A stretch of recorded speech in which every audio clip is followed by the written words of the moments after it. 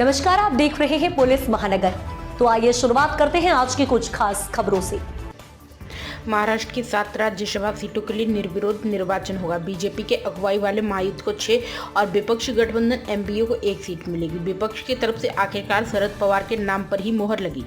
MBA की candidate के तौर पर शरद पवार का नाम सामने आने के बाद बीजेपी ने 7वां कैंडिडेट को उतारने की अपनी रणनीति को पीछे खींच लिया। अजीत पवार के बेटे पार्थ यानी पोते के निर्वाचन के साथ शरद पवार एक और बार राज्यसभा के लिए चुने जाएंगे।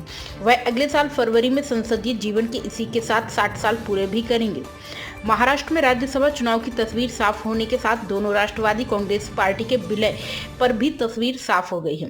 शरद पवार गुट के नेता जयंत पाटिल ने कहा कि विलय की बातचीत खत्म हो गई है। जयंत पाटिल के बयान से यह साफ हो गया है कि एनसीपी के दोनों धड़ अब एक साथ नहीं आएंगे। अजीत पवार की 28 जनवरी को प्लेन हादसे में मौत के बाद पवार परिवार गम में डूब गया था। तब यह माना गया था कि इमोशनल स्थिति में दोनों खेमे एक साथ आ सकते हैं। हालांकि अब दोनों गुटों के साथ आने की संभावना खत्म हो गई है। राष्ट्रवादी कांग्रेस पार्टी की कमान सुनेत्रा पवार के हाथों में आ चुकी है, तो वहीं राष्ट्रवादी कांग्रेस पार्टी की कमान खुद शरद पवार के हाथों में। उनकी बेटी सुप्रिया सुले इसकी कार्यकारी अध्यक्ष है।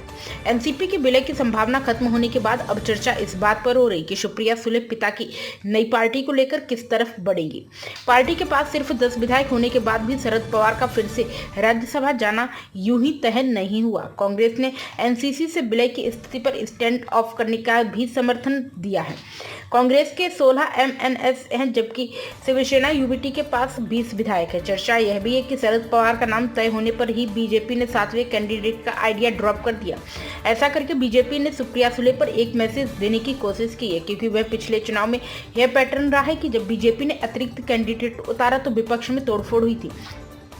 महाराष्ट्र के राजनीतिक विश्लेषक दयानंद नेने ने कहते हैं कि बीजेपी ने राज्यसभा चुनाव में अपनी चलाई है। अगर उद्धव ठाकरे राज्यसभा का रुख करते तो निश्चित तौर पर उनका कद बढ़ता। शरद पवार उम्र के जिस पड़ाव पर हैं, उस स्थिति में उनकी अधिक सक्रियता नहीं हो सकती है। कांग्रेस ने शरद पवार के नाम को ग्रीन सिग्नल देकर अपनी शर्त रख दी है, तो वहीं बीजेपी ने भी पवार के लड़ने पर कैंडिडेट न उतार कर एक खिड़की खोल दी है।